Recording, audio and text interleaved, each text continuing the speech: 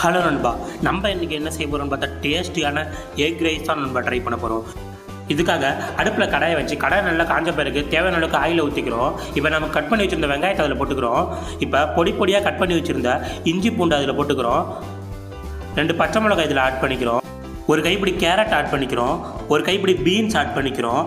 இப்போ தேவையான அளவுக்கு கோஸ் இதில் ஆட் பண்ணிக்கிறோம். நண்பா, இதுக்காக நம்ம 2 நாட்டுக்கோழி முட்டையை எடுத்து வச்சுக்கிறோம் நண்பா. இந்த 2 நாட்டுக்கோழி முட்டையை 1 by 1 உடைச்சி விட்டு இதை நல்லா பரட்டி விட்டுக்கிறோம் நண்பா.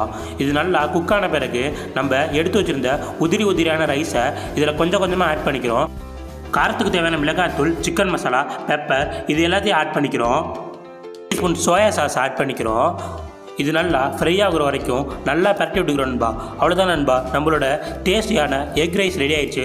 இதை ஒரு பவுலுக்கு மாற்றி இதை டேஸ்ட் பண்ணி பார்த்தோம் நண்பா. இதோட டேஸ்ட் உண்மையிலே வேறு லெவலில் இருந்துச்சு நண்பா. இது மாதிரியான வீடியோக்களை பார்க்க நம்ம அவுட் ஆகும் தான் சப்ஸ்கிரைப் பண்ணுங்கள். பக்கத்தில் ஒரு பெல் ஐக்கனை கிளிக் பண்ணுங்கள்.